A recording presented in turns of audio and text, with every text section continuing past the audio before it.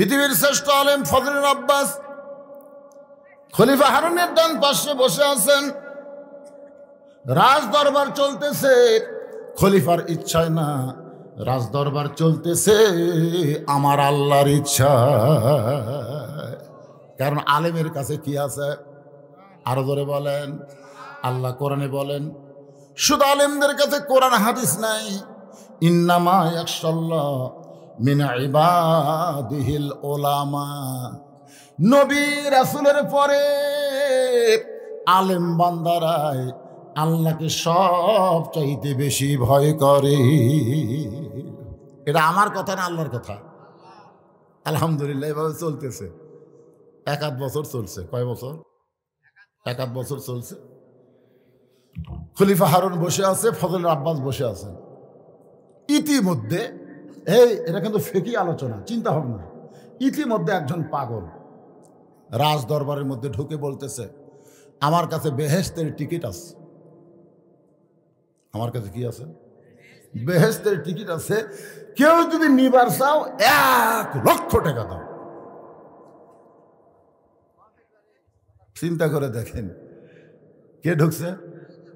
একটা পাগল ঢুকছে। পাগল ঢুকে বলতেছে যে আমার কাছে বেহেশতের টিকিট আছে, কেউ যদি নিবার চাও 1 লাখ টাকা দাও। উজির নাজির মন্ত্রীরা সবাই মুচকি মুচকি হাসতেছে যে পাগলে কি বলে, ছাগলে কি খায়। সেই সময়ের 1 লাখ টাকা আপনারা কি মনে করতেছেন? বর্তমানে 1 লাখ, এখনকার 1 লাখ। শায়েস্তা খানের আমলে 1 টাকায় কয় মন চাউল পাওয়া যেত? একজন ইতিহাস পড়েনি। আপনার ইতিহাস পড়েন না? শায়েস্তা খানের আমলে 8 মন না 8 মন? হ্যাঁ, 7 8 8 মন। 1 টাকায় 8 মন। আর এখন 1 টাকা কতটুকু? হ্যাঁ রে, ফকিরকে এখন 1 টাকা ভিক্ষা দিলে লেয় না, 2 টাকা দিলেও হাত পাতায় না, 5 টাকা দিলে মুখ ভার, 10 টাকা দিলে বলে আরো দিলে ভালো হয়। বর্তমানে ফকিররাও কিন্তু বুঝে শোনা ভিক্ষা করে, ধরে কোন কথা ঠিক কিনা? কারণ চাউলের দাম বেশি দে ভাই। তাহলে শায়েস্তা খানের আগে, অনেক আগে, খলিফা হারুনের সময়, ওই সময় একটা পাগল বলতেছে আমার কাছে বেহেশতের টিকিট আছে, কেউ যদি নিবার চাও বিনিময় 1 লক্ষ টাকা দাও। উজির নাজির মন্ত্রীরা যখন মুচকি মুচকি হাসে, কেউ খুলখিল করে হাসে, এমন সময় খলিফা হারুন ফজল ইবনে আব্বাসের দিকে তাকাইছে। কার দিকে তাকাইছে? হুজুর, এই যে রাজদরবারে একটা পাগল ঢুকে বলতেছে আমার কাছে একটা বেহেশতের টিকিট আছে, কেউ যদি নিবার চাও 1 লক্ষ টাকা দাও। আপনি বলেন তো হুজুর, এই পাগল কি সঠিক না ভুল? যদি সঠিক হয়, হারুনের কাছে কি টাকার অভাব নাকি? 1 লাখ টাকা কোনো ব্যাপার নাকি? খলিফা হারুন ফজল আব্বাসের দিকে তাকায় বলে, হুজুর আপনি বলেন তো পাগল যেটা বলতেছে সঠিক না ভুল? ফজল আব্বাস মাটির দিকে তাকায় বলতে, জাহাপনা, মানুষ কোনোদিন বেহেশতের টিকিট বিক্রি করতে পারে না। এটা ভণ্ডামি, এটা মাতলামি। আল্লাহর কোরআন এটা দলিল দেয় না। খুব খেয়াল করবেন। কে খেয়াল করতেছেন? ফজল আব্বাস মাটির দিকে তাকাইছে, খলিফা হারুনের দিকে তাকায়নি। এই মাটির দিকে তাকায় বলছে, জাহাপনা, মানুষ কোনোদিন বেহেশতের টিকিট বিক্রি করতে পারে না। এটা ভণ্ডামি, এটা মাতলামি। শরীয়ত একে সমর্থন করে। আপনার বলেন তো, পৃথিবীর শ্রেষ্ঠ আলেম যে ফতুয়া দিছে এটা কি? ভণ্ডামি। ধরে এটা কি? ভণ্ডামি। সঙ্গে সঙ্গে খলিফা হারুন বললেন, রে দারোয়ানেরা, দরজা পাহারা দাও। রাজ দরবারের মধ্যে আবল তাবল পাগল কেমনে ঢোকে? তোমাদের শরীরে কি শক্তি নাই? এই পাগলকে গলা ধাক্কা দিয়া রাজ দরবার থেকে বের করে দাও। পাগলকে যখন দারোয়ানেরা বের করতে যায়, এমন সময় পাগল ফজল ইবনে আব্বাসের দিকে তাকায়। ফজল ইবনে আব্বাস ছোট বাচ্চার মতন কাঁদতেছে, আর পাগল হাসতেছে। যখন দারোয়ানেরা পাগলকে ধাক্কা মারবার যায়, তখন পাগল ফজল ইবনে আব্বাসের দিকে তাকাইছে। তাকানো বোঝেন না? হুজুর মনে মনে ফুটো দিলেন, এটা ভণ্ডামি, এটা মাতলামি ফতুয়া দিলেন? তাকাইছে পৃথিবীর শ্রেষ্ঠ আলেম ফজলুল আব্বাস ছোট বাচ্চার মতন ফুপায়া ফুপায়া কাঁদতেছে, আর পাগল মুসকি মুসকি হাসতেছে। দারোয়ানরা পাগলকে ধাক্কা দেয়, দারোয়ানরা নিজে নড়ে কিন্তু পাগল নড়ে না। এত জোরে ধাক্কা মারতেছে সব দারোয়ান, কিন্তু তারা নিজেই নড়তেছে কিন্তু পাগল নড়ে না। দারোয়ানগুলো মনে করতেছে পাগল মানুষ না, পাগল যেন একটা পুরানো ঘাস, পাগল যেন একটা কি, সবাই একদম ধাক্কা মারে নিজেই লড়ে কিন্তু পাগলা লড়ে না। দারোয়ানদের মধ্যে একজন পাগলের কানে কানে বলতেছে, বাবাজি আমরা ধাক্কা মারতেছি, মনে করেন না যে আমরা ধাক্কা মারতেছি, আমরা খলিফার হুকুম পালন করতেছি। আমাদের কলিজা আপনাকে ধাক্কা মারার মানুষ না, কিন্তু এখন চাকরি করি, হুকুম যদি না মানি তাহলে আমাদের চাকরি থাকবে না। আজকে পুলিশ যে কাজ করতেছে, র্যাব যে কাজ করতেছে, এরা কিন্তু ইচ্ছা করে কাজগুলো করতেছে না, এরা হুকুম পালন করতেছে। ধরে কোন কথা ঠিক কিনা? একটাই মাত্র কারণ হলো চাকরি বাঁচান লাগবে। কানে কানে বলতেছে, বাবা আপনি যেভাবে পাও গাড়িয়া খাড়া হচ্ছেন, আমরা ঠেলা মারি হামলাই লড়ি, আপনি তো লড়েন না। আপনি যদি এইভাবে খাড়া হয়ে থাকেন তা আমাকে এক দারোয়ানের চাকরি থাকবে না। তা আপনি কি চান যে আমাকে চাকরি যাক? আপনি কি চান? ধরে লেগেছিল আমাকে কয়েকবার, পুলিশেরা মারে না, খালি কান্দে। কান্দেন কেন?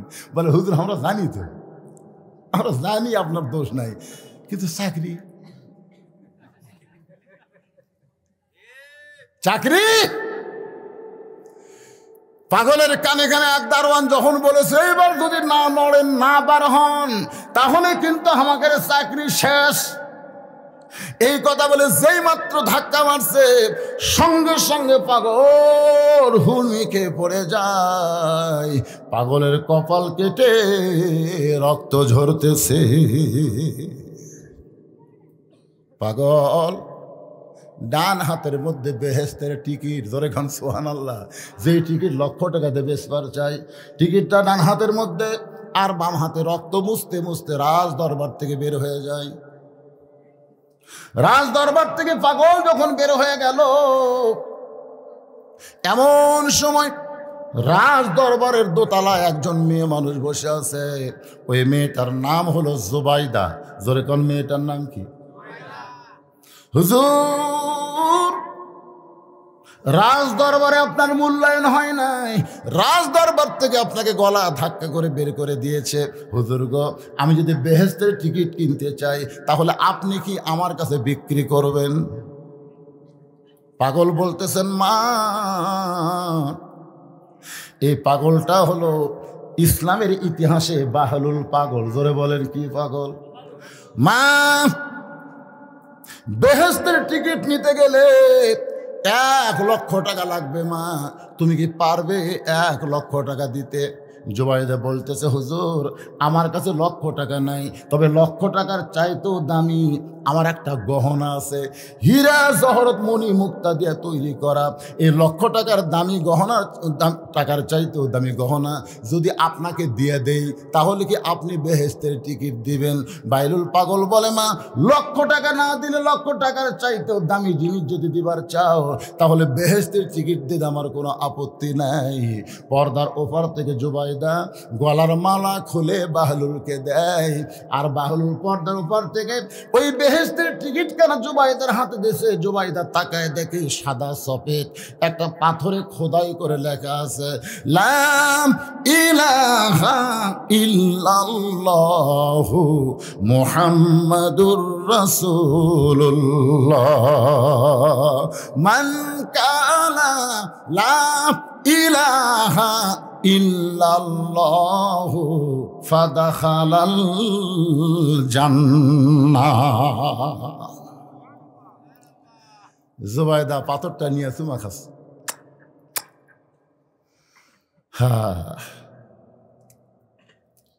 বাহলুল পাগল চলে যাওয়ার পরে জুবাইদা চলে আসছে ঘরে। গভীর রাত্রে খলিফা হারুন রাজ দরবারের কাজকামগুলো শেষ করে যখন বিবির ঘরে ঢুকতেছে, আল্লাহ রাসূল বলেন, তুমি যেখানে থাকো, যে অবস্থায় থাকো, যদি বইয়ের ঘরে যাবার চাও, যাবার আগে দরজায় একটা সালাম দাও। এই সালামের মধ্যে 3টা রহমত, বরকত, মাগফিরাত, সুবহানাল্লাহ কোন 3টা জিনিস, একটা হলো রহমত, একটা হলো বরকত, আর একটা কি মাগফিরাত। আসসালামু আলাইকুম ইয়া আহলাল বাইত, এই ঘরের মধ্যে যে আসো তার উপর আল্লাহ রহমত বরকত নাজিল করুক, সুবহানাল্লাহ বলেন। খলিফা হারুন গভীর রাত্রে জুবাইদার ঘরের দরজায় সালাম দেয়, সঙ্গে সঙ্গে জুবাইদা দরজা খুলে দিছে। কারণ স্বামী যদি সালাম দেয় উত্তর দিয়েই দরজা খোলা হবে, দরজা খুলতে কোনো দেরি করা যাবে না। রাসূল বলেন, স্বামী যখন দরজায় খুশি হয়ে বউ যদি দরজা খুলে দেয়, ও স্বামীর জন্য দরজা খুললো না, ও যেন নিজের জান্নাতের দরজা নিজেই খুলে নিল। সুবহানাল্লাহ জোরে কন। আর আমাদের বউগুলা দরজা খোলে। মায়েরা, বোনেরা যারা পর্দার অন্তরালে, একটু মনোযোগ দিয়ে শুনবেন। খলিফা হারুন জুবাইদা দরজা খোলার সঙ্গে সঙ্গে জুবাইদার চেহারার দিকে তাকায়া মুস্কি মুস্কি হাসতেছে। খলিফা হারুন বলে, ও জুবাইদা, তুমি সুন্দরী। আল্লাহ কোরআনে বলেছেন, হুন্না লিবাসুল লাকুম ওয়া আনতুম লিবাসুল লাহুন্না। আল্লাহু আকবার। আল্লাহ রাসূল ঘরের মধ্যে বসে আছে, এরকম ঘরে বসে আছে রাসূল। ইতিমধ্যে মা আয়েশা, আমাদের মা, কে মা আয়েশা ঘরের মধ্যে ঢুকছে। তো যে ঘরের মধ্যে ঢুকছে, নবী কিন্তু আর বসে নাই, নবী দাঁড়ায় গেছে। আপনারা কি মনে করবেন, বইয়ের সম্মানে নবী দাঁড়াছে? কি জন্য দাঁড়াছে? নবী দাঁড়ায় আস্তে করে যায় জানলা আর দরজা বন্ধ করে দিছে। কারণ বউ যখন ঘরের মধ্যে আসে তখন দরজা জানলা খুলে থোয়া চলবে না, এটা নবীর সুন্নত। নবী দরজা জানলা বন্ধ করে দেয়। মায়েশা থর থর করে কাঁপতেছে। আল্লাহ রাসূল বলে, আয়েশা কাঁপতেছো কেন? বলে, আপনার জুতার পরশে আল্লাহর আরশ ধন্য হয়ে গেছে, যদি আমার দ্বারা কোনো বেয়াদবি হয়। রাসূল বলে, আয়েশা, একজন নবীর জুতার পরশে আল্লাহর আরশ ধন্য হয়েছে, একজন নবীর জুতার পরশে। আয়েশা বলে, হুজুর আপনি তো সেই নবী। রাসূল বলেন, আমি সেই নবী ছিলাম যতক্ষণ দরজা খোলা ছিল। যে দরজা বন্ধ হয়েছে আয়েশা, আমি আর নবী নাই, আমি হলাম স্বামী, আর তুমি আমার বিবি। সুবহানাল্লাহ কোন না কেন, তোরে কোন সুবহানাল্লাহ। মা আয়েশা দৌড়ে এসে নবীর বুকের মধ্যে মাথা ঢুকায়া মুস্কি মুস্কি হাসিয়ে বলে, মাবুদ, এতদিন জানতাম আমার নবী হলেন বিশ্ব নবী, কিন্তু আজকে নিজের চোখে দেখতেছি আমার নবী শুধু বিশ্ব নবী নয়, আমার নবী হলেন পৃথিবীর 1 নম্বর স্বামী। খালি নবী না রে, স্বামী হয়ে কয় নম্বর স্বামী? বুকের মধ্যে মাথা ঝোঁকায়া কি খুশি।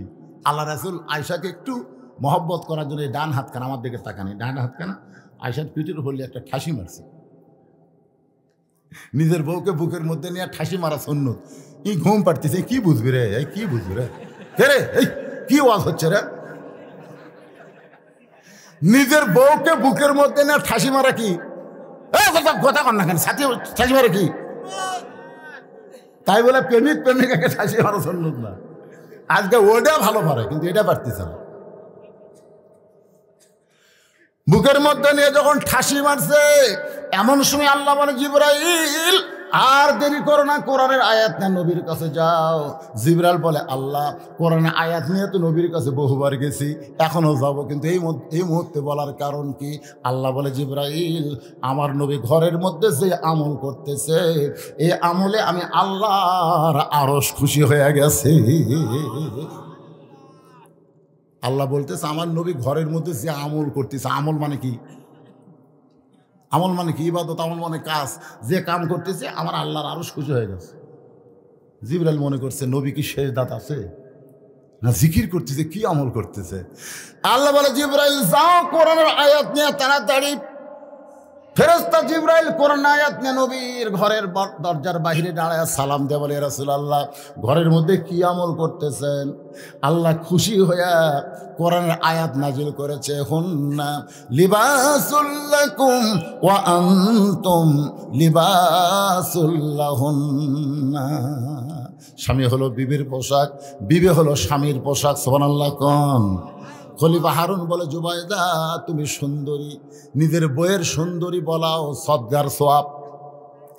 নিজের বউকে সুন্দরী বলা কি সোয়াব? আল্লাহ রাস্তায় দান সদকা করেন না, সে দান সদকা করার সোয়াব রে। নিজের বউ কোন দিন সুন্দরী কছেন? এ কি গল্প মারতেছে এদিকে? নিজের বউকে সুন্দরী বলবেন, পরের বউকে অসুন্দরী বলবেন। আপনি যদি বউকে বলেন, আমি গোটা বাংলাদেশ খুঁজে দেখছি, তোমার মতন সুন্দরী একটা মেয়েও নাই, তোমার দূরে চোখ ভরে মনে হয় নাটোরের বনলতা, চোখের ভুরু কলজা টানা টানা, এইরকম প্রশংসা করেন। সুন্দরী না হলেও আপনি প্রশংসা করলে সদগার সব পাবেন। খলিফা হারুন বলে, জুবাইদা তুমি সুন্দরী, এত সুন্দরী তোমাকে লাগে, কিন্তু গলার মধ্যে যখন মালা থাকে তখন আরো সুন্দরী লাগে। আপনার বলেন তো জুবাইদার গলাত মালা আছে? খলিফা হারুন বলতেছে, জুবাইদা তুমি সুন্দরী, গলায় যখন মালা থাকে তখন তোমাকে আরো সুন্দরী লাগে, কারণ বইয়ের গলায় মালা দেখলে স্বামী খুশি না বেজার? খুশি। কতগুলো ডাকাত আছে, খাবার বসে বলতেছে, হতে হতেই হলো না, হতে হতেই হলো না। বউ ভাই কি হলো না? বলে, জমির ধারে একটা জমিবার আছে রে, ৮০,০০০ টাকা লাগবে রে। আমার ৬০,০০০ টাকা আছে, খালি ২০টা হাজার টাকার জন্য জমিটা হাতছাড়া হয়ে গেল। হতে হতেই হলো না, হতে হতে হলো না। বউ বলতেছে, সবুর করো, ইন্নাল্লাহ মা সাবিরিন। এ বছর হয় না, আগামী বছর হবে। স্বামী বলতে, তোর বাপের জমি, আমার জন্য ১ বছর থবি। বউ বলে, এত কেন রাগ করো কেন? বলে, তুই একটু দয়া করলি জমিটা আমার, একটু দয়া। বউ কয়, কি দয়া করা লাগবে? বলে, দয়া হলো ওই যে মালা গলার দেয়া, আমার ভাত খাওয়াচ্ছিস, রে এটা তোর বাপ দিছে। তোর বাপ দেনি? কয়, হ্যাঁ বাপ দিছে। এটা একটা মালার সাইজ, সোনা আছে কিন্তু মালার ঢপ নেই, বুড়িয়া মালা। এখন ডিজিটাল যে মালা নামছে রে, খালি মালাটা আমাকে দে। মুসলমানের যদি বাচ্চা হয় তাকে ভাত খাতে খাতে বলতেছি, আগামী বছর এই সময় তো 2 ভরি সোনার মালা দেবো, 1 ভরি নিব, 2 ভরি দেব। এমন চাটি মারছে বুঝলেন। বউ গলার মালা খুলে দিছে, ওই বেচা জমি দিছে। 1 বছর পরে বউ বলতেছে, কে গো, গত বছর কিন্তু মালা লিছিলে, 2 ভরি সোনার মালা দেওয়ার কথা বলে, 2 ভরি লাগবে না, আমাকে 1 ভরি কিনে দাও। স্বামী বলতেছে, তুই বলতো, তুই গলাত মালা পরে কাক দেখাবো? তুই যে গলাত মালা পরে দেখাবো কাক? আল্লাহ রাসূল কইছে, বউ যদি সাজতে হয় স্বামীর জন্য সাজা লাগে, তোকে যদি মালা ছাড়াই আমার ভালো লাগে তো মালা কিনার দরকার কিরে? বউ মনে মনে কই, মানুষ না ডাকাত রে, মানুষ না ডাকাত। এরকম বইয়ের মালা বালা বেচা খাওয়ার স্বামী আছে না নাই? ধরে কেন আছে না নাই? খলিফা হারুন বলে, জুবাইদা তুমি সুন্দরী, তোমার গলায় যখন মালা থাকে তখন তোমাকে আরো সুন্দরী লাগে।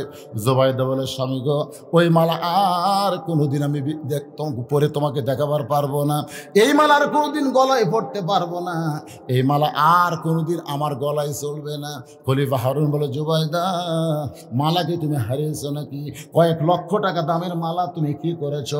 জুবাইদা বলে, স্বামী গো, যেই পাগলকে রাজ দরবার থেকে গলা ধাক্কা দিয়ে বের করে দিয়েছেন, ওই পাগলের কাছ থেকে ওই মালার বিনিময়ে আমি টিকিট কিনেছি। খলিফা হারুন কয়, জুবাইদা কি কইলা? কি কইলা? এই মালা দিয়ে তুমি টিকিট কিনছো? পৃথিবীর শ্রেষ্ঠ আলেম ফজল ইবনে আব্বাস বলেছে, মানুষ কোনোদিন বেহেশতে টিকিট বিক্রি করতে পারে না, এটা ভণ্ডামি, এটা মাতলামি, শরীয়ত থেকে সমর্থন করে না। গলার ধাক্কা দিয়ে মাতালক বাইর করে দেওয়া হয়েছে, আর সে মাতালের কাছ থেকে তুই টিকিট কিনছো? পৃথিবীর শ্রেষ্ঠ আলেম ফতুয়া দিছে। জুবাইদা বলতেছে, সব ব্যাপারে ফতুয়া মানা জায়েজ না, সব ব্যাপারে ফতুয়া মানা জায়েজ না। জায়েজ যদি একজন বলে কে রে তুই তো খুব সুন্দর রে, তোর বাপ এত কালো কেরে, আমার মনে হয় ওটা তোর আসল বাপ লয়। আর ভিতর সন্দেহ ঢুকে রয়েছে, আমি সুন্দর আমার বাপ কালো, এটা কি আমার আসল লয়? একজন বলতেছে জানবার যদি চাস তোর মায়ের কাছে যা। মায়ের কাছে বলতেছে কেমন, ওটা আমার আসল বাপ। মা কয় কে রে এই ফতুয়াকে তুই শুনবার চাস? মা বলতেছে আসল বাপ, আসল বাপ। তাহলে ফতুয়া দাও, দলিল দাও।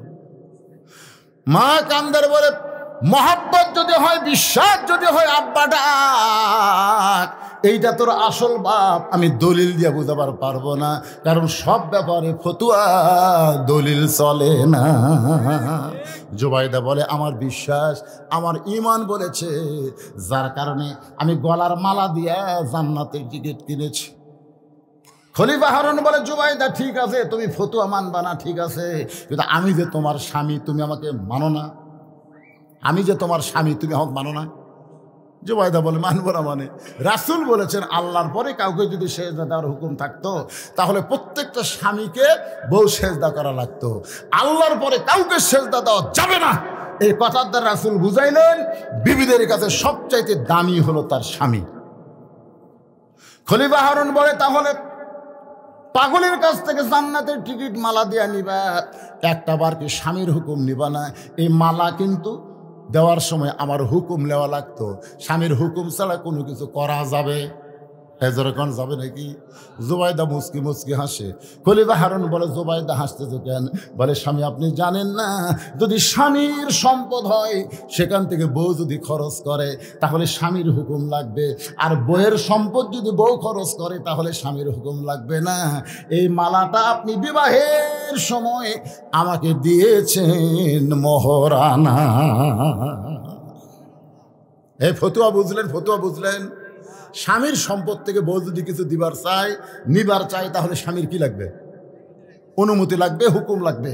আর নিজের সম্পদ, বউয়ের নিজের সম্পদ, এইটা যদি কাউকে দিবার চায় তাহলে স্বামীর হুকুম লাগবে। জোরে বলেন লাগবে।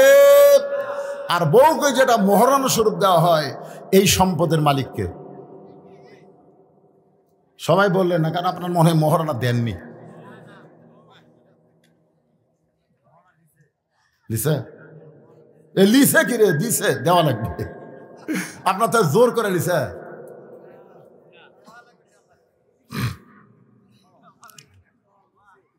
বাবা যুবকেরা যারা বিয়ে করছো মরনা দিছ, মরনা দেওয়া সুন্নত না নফল? আর ডিমান্ড নেওয়া, আপনার ডিমান্ড নেওয়া সুন্নত নফল না হারাম? জোরে বলেন ডিমান্ড নেওয়া কি আর মহরনা দেওয়া কি? আজকে বাংলাদেশের অধিকাংশ বিয়েতে হারাম ডিমান্ড নেই কিন্তু ফরজ মহরনা দেয় না। এই বিয়েতে মৌলবি পড়াবে, ওই মৌলবিকেও আল্লাহ ছাড়বে না, এই মৌলবিকেও আল্লাহ ছাড়বে না। তাই এখনো যারা বিয়ে করনি বাজান, পুরুষ হও মরদ হও, মহরনা দেও। নবীর মেয়ে ফাতেমাকে আলী বিয়ে করছে, মহরনা নগদ না বাকি? জোরে কর, নগদ না বাকি? রাসূল আলী মাথার হেলমেট বিক্রি করে মহরনা আদায় করো। হযরত আলী হেলমেট দিয়ে যখন বাজারের দিকে যায় পিছন দিকে ওসমান ডাক দে বলে আলী রে এত আনন্দ নিয়ে কোথায় দৌড়াও? আলী বলতেছে ওসমান ভাই, নবীর কলিজার টুকরা ফাতেমার সঙ্গে আমার বিয়া হবে, মহরনা দিবার গেলে হেলমেট বিক্রি করে টাকা দেওয়া লাগবে। ওসমান বলে আলী রে আমি যদি হেলমেট কারণ নেই তুমি কি আমার দিবা না? আলী বলতেছে আপনার মতন খরিদ্দার পাওয়া হলো ভাগ্যের ব্যাপার। আলীর হাত থেকে ওসমান হেলমেট দিয়ে এক থলিয়া টাকা দেয়। আলী তলিয়া নিয়ে যখন দৌড় দিবার চায় ওসমান বলে আলী রে কত টাকা দিলাম, একটা বার কি গুনা দেখবা না? আলী বলতে ওসমান ভাই এক মুসলমান আর এক মুসলমানকে কোনোদিন ঠকায় না। ওসমান বলে গুনে দেওয়া হলো সুন্নত, গুনে দেখা হলো সুন্নত, গুনে দেখে 480 দিরহাম। আলী কান্দাল ওসমান সামান্য মাথার হেলমেটকে কোনোদিন 480 দিরহাম হয়? ওসমান গনি বলে আলী রে আসমান জমিন বিক্রি করলো আসাদুল্লাহ হিল গালিবের হেলমেট কিনা যাবে না। ধরো ভাইজান তুমি তোমার হেলমেট নাও। আলী কান্দাল ওসমান রে হেলমেট কিনে আবার হেলমেট কেন দাও? ওসমান কান্দার বলে শুধুমাত্র জান্নাতের আশায় ফাতেমার বিবাহের মহারণা দেওয়ার ব্যাপারে তোমাকে যদি একটু সহযোগিতা করলাম, তুমি যদি কবুল করে নাও, আর হাসরের ময়দানে এই ওসিলায় যেন আল্লাহ আমাকে মাফ করে দেয়। 400 দিরহাম 80 দিরহাম নিয়ে যখন আলী নবীর সামনে দাঁড়ায়, রাসূল বলেন, আলী রে, বিবাহ করতে গেলে আগে মোহর না দিয়া তারপরে কবুল বলতে হবে। সুবহানাল্লাহ, সবাই কর না, আমরা আগে কবুল বলে তারপর মহারণা দিমো কি দিমো না। বিয়ের সময় মহারণা বাঁধতে একজন কয় এত টাকা মহারণা দেওয়া লাগবি তাই। আচ্ছা বলেন, দেওয়া লাগবি তাই এ কথা বলা সোয়াব না পাপ? ফরজ জিনিস নিয়ে আজকে আমাদের বাংলা সমাজে মস্করি চলতেছে। যেই মাত্র জুবাইদা বলেছে ওই গলার মালা হলো আমার মহারণা, এইটা দেওয়ার ব্যাপারে স্বামীর কোনো অনুমতি লাগবে? খলিফা চুম করছে, ওরে বাবা রে, এ তো ভালোই ফতুয়া জানে রে, এ তো ভালো এলেম অর্জন করছে। এখন স্বামীর মনটা খারাপ, জুবাইদার সঙ্গে রাত্রেবেলা ঘুমাইছে। আল্লাহ রাসূল বলেন 3 জায়গায় তোমরা ফাঁক রাখবা না, 3 জায়গায় ফাঁক রাখা যাবে। আল্লাহ নবী বলেন আমি আমার বিবিদের সঙ্গে যখন ঘুমাইতাম 2 বালিশে কোনোদিন ঘুমাইনি। ঘুমানোর সময় বালিশ হলো একটা, জোরে কন কয়টা? 2 কম্বলের মধ্যে আমরা 2 জন ঘুমাইনি, বরং একই ল্যাপের তলে একই কম্বলে আমরা স্বামী স্ত্রী ঘুমাইছি। সুবহানাল্লাহ, 1 বালিশ 1 কম্বল। আপনাদের কয়টা? এখন কতগুলো মরদ মানুষের এই কাম কাজ করবার যা গোড়া, পায়ের গোড়া যা ফাটছে ভাই, একই কম্বলে থাকবার যায়, ফাটা পাও কিন্তু বিলেটের মতন ধার।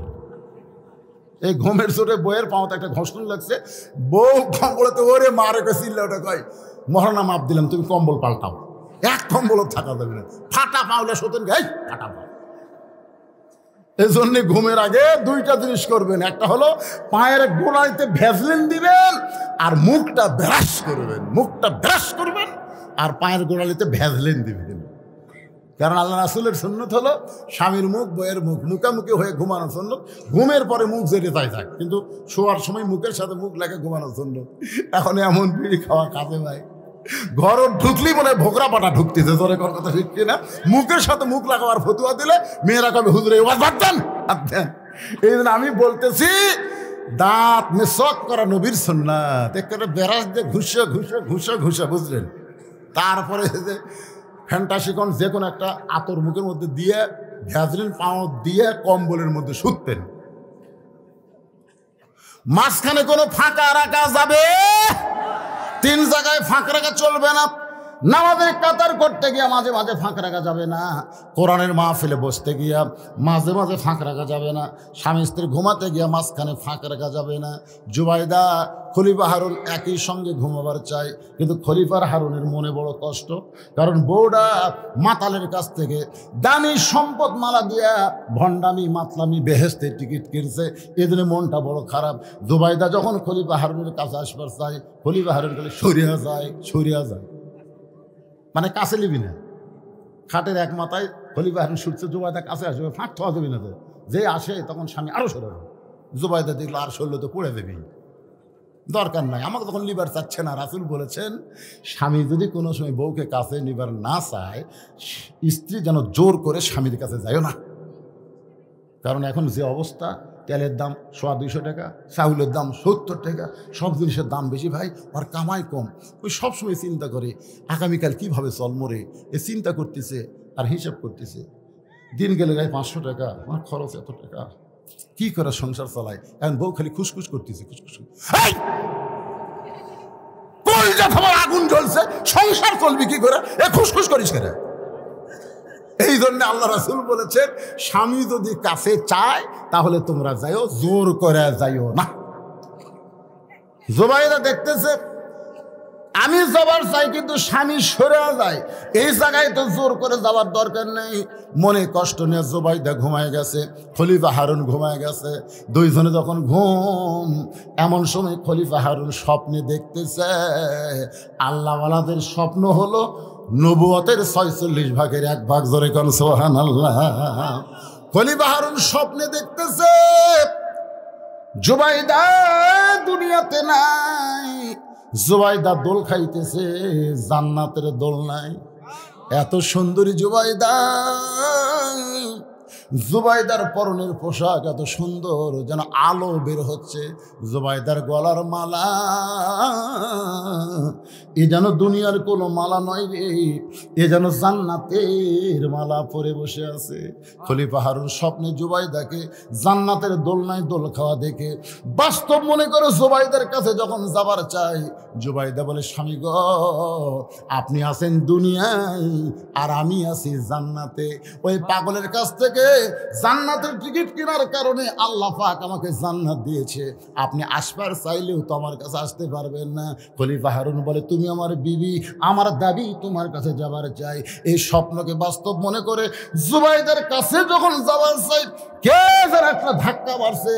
ওই ধাক্কায় খলিফা হারুন খাট থেকে মাজাত পড়ে গেছে। স্বপ্নের মধ্যে মেরে দিছে, এই খাট থেকে মাজাত পড়ছে। সে আতন পায়ে দেখতেছে জুবাইদা ঘুম পাড়তেছে। কে রে, এই তো আমার কাছেই ঘুম পাড়ে রে, আমি কি দেখলো রে? স্বপ্ন দেখছে। এই স্বপ্ন দেখার পরে খলিফা হারুনের মন কয়, ওই ফজল ইবনে আব্বাসের ফতুয়া শুনবার যায়া আমার বেহেশতের টিকিট কিনা হয় নাই। কিন্তু জুবাইদা ফতুয়া না শুনে বিশ্বাস করে কিনেছে। আমি স্বপ্নে দেখলাম ও জান্নাতের বাগানে দোল খায়, আর ফতুয়া শুনবো না। আগামীকাল আমিও একটা জান্নাতের টিকিট কিনবো। পরদিন সকালবেলায় কাউকে না বলে খলিফা হারুন ঘোড়া নিয়ে ওই পাগলকে খুঁজতেছে। কোথায় বাহলুল পাগল? লক্ষ টাকা নয়, কোটি টাকার বিনিময়ে আমি একটা জান্নাতের টিকিট কিনবার চাই। বাজান প্রতিদিন ঘরে, কিন্তু পাগলকে আর খুঁজে পায় না। একদিন, 2 দিন, 3 দিন, রাজদরবারের সিংহাসন 3টা দিন হলে খালি পড়ে আছে। কারণ খলিফা হারুন সিংহাসনের মায়া নাই, জান্নাতের মায়ায় পাগল হয়ে গেছে। 3 দিন পর্যন্ত খুঁজে খুঁজে যখন পাগলকে পায় না, তখন মনটা ভার করে রাজ দরবারের মধ্যে ঢুকেছে। রাজ দরবারের সিংহাসনে বসে খলিফা হারুনের মন বড় খারাপ। ফজল ইবনে আব্বাস খলিফা হারুনের মুখের দিকে তাকায়া মুস্কি মুস্কি হাসতেছে। ধরে কর সুবহানাল্লাহ। ফজল ইবনে আব্বাস কিন্তু একসময় কাঁদছে, কাঁদেনি? আচ্ছা, আপনার বন্ধু কখন কাঁদছে? বাহলুল পাগল যখন হাসিছে তখন ফজল ইবনে আব্বাস কান্দিছে। কথাটা খেয়াল করবেন। এবার খলিফা হারুন যখন মন ভার করে সিংহাসনে বসেছে, এমন সময় ফজল আব্বাস মুস্কি মুস্কি হাসতেছে। ঠিক এমন সময় বাহলুল পাগল, যাকে 3 দিন হলে খলিফা হারুন খুঁজেছে পায়নি, আজকে সেই পাগল আবার রাজ দরবারের মধ্যে ঢুকেছে। আমার কাছে বিবি জুবাইদার গলার মালা আছে, আমি 1 লক্ষ টাকা দিয়ে বিক্রি করবো, মালা কে নিবা? আমার কাছে বিবি জুবাইদার গলার মালা, এই বলে আঙ্গুলের মধ্যে মালা খানে নিয়ে ভাবে ঘুরাইতেছে আর বলতেছে, বিবি জুবাইদার গলার মালা কে নিবা? 1 লক্ষ টাকা দিয়ে। উজির নাজির মন্ত্রী সবাই জিকির করতেছে, আমি নেব, আমি নেব, আমি নেব, আমি নেব। যারা সবাই জানে 1 লাখ দিয়ে কিনলে 5 লাখ বিক্রি হবে, তাহলে কয় লাখ লাভ হলো? 4 লাখ। 1 লক্ষ টাকা যদি মালা কিনি তাহলে 5 লক্ষ বিক্রি করা যাবে। সমস্ত উজির নাজির মন্ত্রীরা সবাই হাত বাড়ায় বলতেছে, ওই মালা 1 লক্ষ টাকা দিয়ে আমি নেব। সবাই নিবার চাই, মালা কয়টা? আর সবাই খরিদ্দার হয়েছে। এমন সময় খলিফা হারুন হুঙ্কার দে বলে, রে উজির নাজির মন্ত্রীরা, জুবাইদার স্বামী বেঁচে আছে না মরে গেছে? বেঁচে আছে না মরছে রে? তা আমি যেটি সিংহাসনে বসে আছি আর আমার বইয়ের গলার মালা বিক্রি করবি, তোরা নিব? উজির মন্ত্রী কয়, যাবো না, লাভ এত বেশি। মানে লাভের দিকে খেয়াল করে আমরা আসল খরিদ্দার খেয়ালই করিনি। লাভ লাভ, কারণ লাভ না ছাড়লে মানুষ কিন্তু কিনবার চায় না। ধরে কোন কথা ঠিক কিনা? আজকে আমরা লাভের পিছনে দৌড়াই, কিন্তু প্রকৃত লাভ কার ভিতরে? আল্লাযী খলাকাল মাউতা ওয়াল হায়াতা লিয়াবলুয়াকুম আইয়ুকুম আহসানু আমালান ওয়া হুয়াল আজিজুল গফুর। যিনি তোমাদের মৃত্যু এবং হায়াতকে সৃষ্টি করেছেন পরীক্ষা করার জন্যে। পরীক্ষার বিষয় হলো সুন্দর আমল। আজকে আমাদের বাংলাদেশ সুন্দর আমল কোনটা আর খারাপ আমল কোনটা, কোনটায় লাভ বেশি কোনটায় লস বেশি, একটু মনোযোগ দিয়ে কথাগুলো খেয়াল করবেন। খলিফা হারুন বলতেছে, রে উজির নাজির মন্ত্রীরা, আমি জীবিত থাকা অবস্থায় আমার জুবাইদার মালা পৃথিবীর কেউ কিনতে পারবে না। সব উজির নাজির বলে, যাবো না, আমাদের ভুল হয়ে গেছে, যাবো না, বস। সমস্ত উজির নাজির যখন বসে গেছে, এমন সময় খলিফা হারুন সিংহাসন থেকে নেমে গেছে। এবার ফজল ইবনে আব্বাসের দিকে তাকায়নি, এবার ফজল ইবনে আব্বাসের কাছে ফতুয়া চাচ্ছে না, এবার নিজেই নেমে গেছে। নেমে দিয়ে বলতেছে, বাবা বাবা যা নিবেন যা দিবেন, জোবাইদা তো গলার মালা দিছে, আপনি যদি কোন ওই সিংহাসনে বসবো, আমি সিংহাসনে আপনাকে দিয়ে দেব। সিংহাসনের বিনিময় হলো আমাকে একটা বেহেশতের টিকিট দেন, আমাকে একটা বেহেশতের টিকিট দেন। সঙ্গে সঙ্গে বাহলুল কান্দার বলে, জাহাপনা, মানুষ কোনোদিন বেহেশতের টিকিট বিক্রি করতে পারে না, এটা ভণ্ডামি, এটা মাতলামি, শরীয়ত থেকে সমর্থন করে না। সাল্লাল্লাহু খান, আপনারা বলেন তো ফজল ইবনে আব্বাসের সাথে এই পাগলের কথার মিল আছে না নাই? পাগল বলতেছে, জাহাপনা, আপনি কি পাগল হয়েছেন নাকি? মানুষ কোনোদিন বেহেশতের টিকিট বিক্রি করতে পারে না, এটা ভণ্ডামি, এটা মাতলামি, শরীয়ত থেকে সমর্থন করে না। বাহলুল কাঁদতেছে আর ফজল ইবনে আব্বাস মুস্কি মুস্কি হাসতেছে। বাহলুল কান্দা কান্দা বলে, মানুষ কোনোদিন জান্নাতের টিকিট বিক্রি করবার পারে? এটা ভণ্ডামি, এটা মাতলামি, শরীয়ত থেকে সমর্থন করে না। শুধুমাত্র 1 লক্ষ টাকা দেন, বিবি জুবাইদার মালাখানা নিয়ে যান।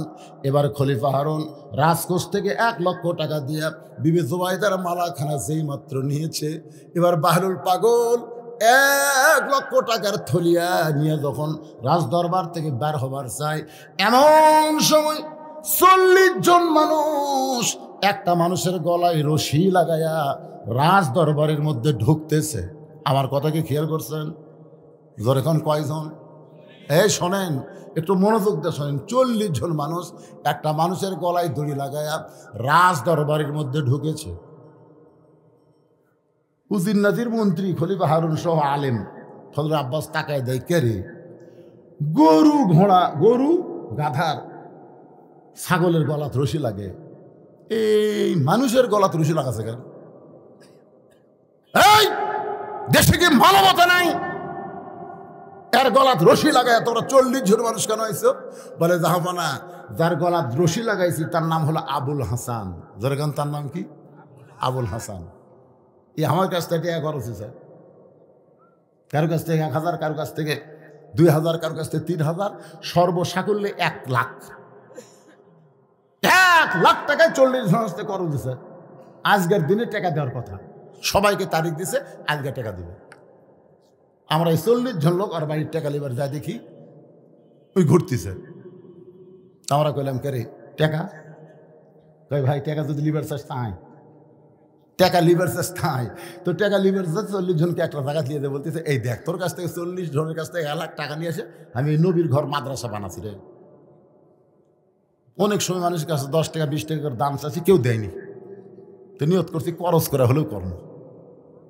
এই নবীর ঘর মাদ্রাসা বানাইছি, টাকা যদি লিবার চাস তো মদিনার যা, কারণ এই ঘরের মালিক আমি না, ঘরের মালিক হচ্ছে মুহাম্মাদুর রাসূলুল্লাহ।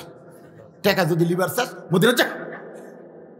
এখন বলেন, জাহাপনা, আমার কাছ থেকে টাকা নিয়ে মাদ্রাসা বানাচ্ছে, এখন আমার টাকা ফেরত চাই, আর ওই কই মদিনার যা। মসজিদ আল্লাহর ঘর, মাদ্রাসা নবীর ঘর, টাকা যদি লিবার চাই মদিনার যা। আমাকে এত রাগ আছে, আমরা গলা দড়ি লেগে আপনার কাছে বিচার চাই।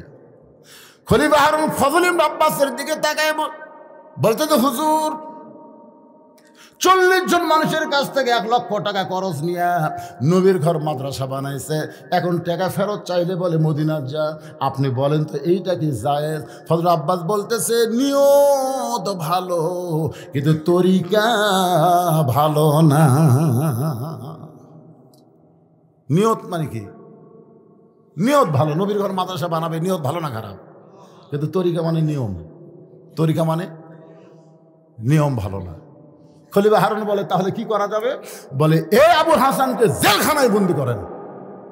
এইরকম বেআনিয়মে কাজ করলে হবে না, বেআনিয়মে কাজ করলে হবে না, নবীর ইসলামের ক্ষতি হবে, কোরআনের ক্ষতি হবে, এক জেলখানায় বন্দি করেন। এখন আবুল হাসানকে জেলখানায় যখন নিয়ে যাচ্ছে, বাহলুল পাগল বলতেছে এই 40 জন কয় টাকা পাস? কয় টাকা? হচ্ছে 1 লাখ।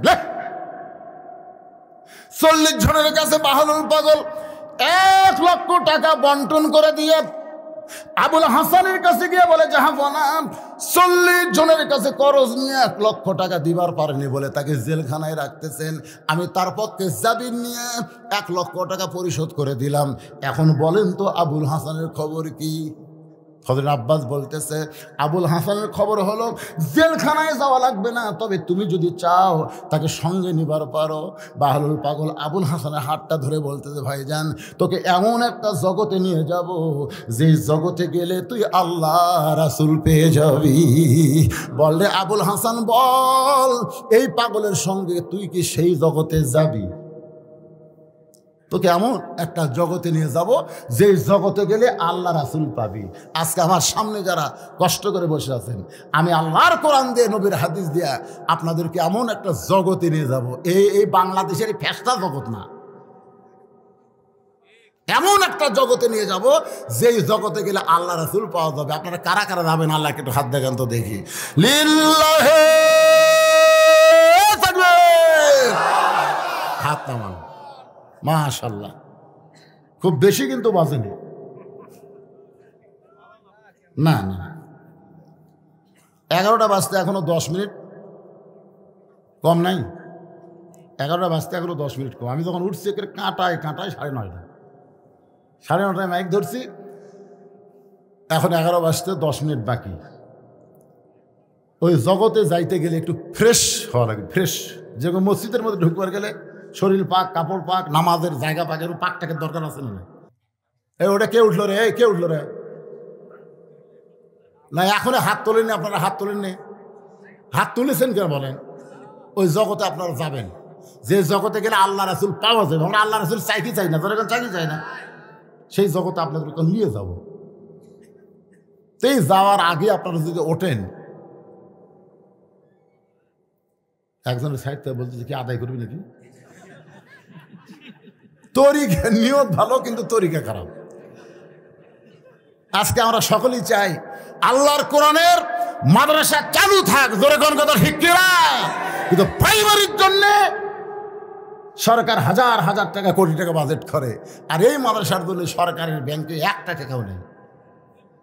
অথচ এই সরকারের নেতারা যখন মরবি, কোরআন খতম কে দিবি রে?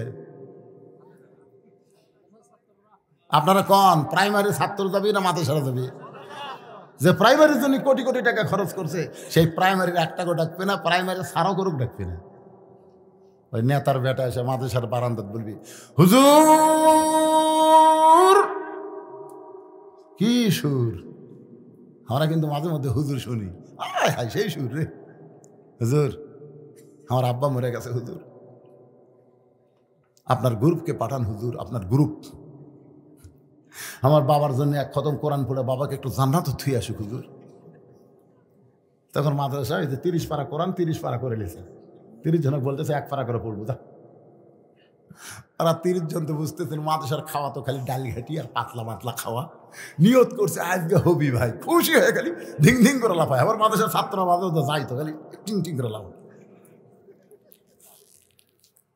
এখন ওরা যে 30 জন গেছে, যা কোরআন শরীফ লিয়া ঢুকতেছে আর পড়তেছে, আলিফ লাম মিম এরকম পড়তেছে, জালিকাল কিতাবুল লা রাইবা হুদাল লিল মুত্তাকিন, খালি ঢুকতেছে আর পড়তেছে, একটা করে শব্দ পড়তেছে, আর ওর আমলনামাত 10টা করে নেকি লিখতেছে। তাহলে যখন পড়া শেষ হলো তখন কি নেকি লেখা আছে না বন্ধ আছে?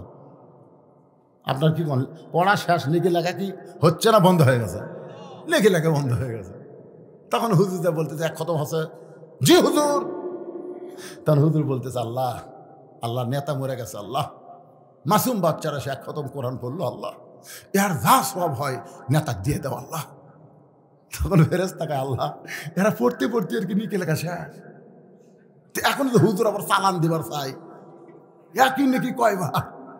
আল্লাহ কয় জীবনেও পাবি না, কারণ কোরআন যে পড়বি সে সব পাবি, কারো জন্য কোরআনের সব চালান দেওয়ার নিয়ম ইসলামে নেই। আপনারা কি মনে করতেছে সব চালান দেওয়ার নিয়ম আছে?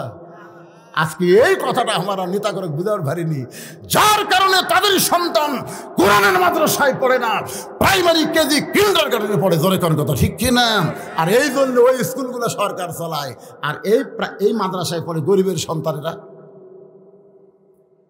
নাম দেয় বিজ্ঞাপনে, তাও নেতারা ঘৃণা করে আসে না। হুজুরা মনে করছিল নেতার নাম দিলে নেতা হয়তো এসে কিছু দিবি। আর মাদ্রাসাতে এমপি কয় 4 টন টিয়ার দিলাম, চামচা কয় হুজুর দোয়া করেন। আমি অত সোজা লয়, 4 টন দিলে তাও দোয়া করবেন না। আরে দিল তো পাশি না, পান না তো আগে পাই তারপরে দোয়া। এরকম বহু দিয়ে গেছে, আজও পর্যন্ত পাওয়া যায়নি। এই মাদ্রাসাগুলো চলতেছে আপনাদের মতন আবুল হাসানের মতন নিয়ত ভালো, যাদের টাকা পয়সা মাদ্রাসার জন্য খরচ করা হলো, সে আবুল হাসানের সঙ্গে আবুল হাসানকে বাহলুল পাগল নিয়ে যাবে এমন একটা জগতে, যে জগতে গেলে আল্লাহ রাসূল পাওয়া যাবে। আমি সেই জগতে আপনাদের নিয়ে যাব, যে জগতে যাওয়ার সময় বিশ্বাস করতে হবে লক্ষ টাকার বিনিময়ে বেহেশতের টিকিট বিক্রি হয়। হয়তো বলবেন হুজুর টাকা দিয়ে কোনোদিন বেহেশতের টিকিট কি পাওয়া যায়? আল্লাহ কোরআনে বলেন ওমা তুনফিকু মিন শাইইন ফি সাবিলিল্লাহি ওয়াফা ইলাইকুম ওয়া আনতুম লা তুজলামুন। রে বান্দা বান্দিরা শোনো, আমি নবী, আমার নবীর মাদ্রাসায় কোরআনের জায়গায় তোমরা যদি 10টা টাকা দাও, তোমরা মনে করো না আমি আল্লাহ নিয়ে তোমার জুলুম করলাম। তুমি 10 দিবা এক হাতে, আমার কুদরতে হাত দে তোমাকে 100 ফেরত দেওয়া হবে।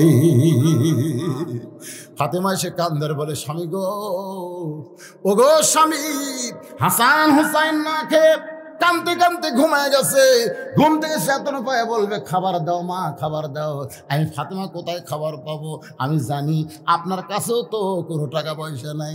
আলী বলছে যে ফাতেমা তাহলে কি করা যায়? ফাতেমা এবার ওন্নাটা বের করে বলে স্বামী, এই ওন্নাটা বিক্রি করে যেই টাকা হবে, এই টাকা দিয়ে হাসান হোসেনের জন্য খাবার নিয়ে আসেন।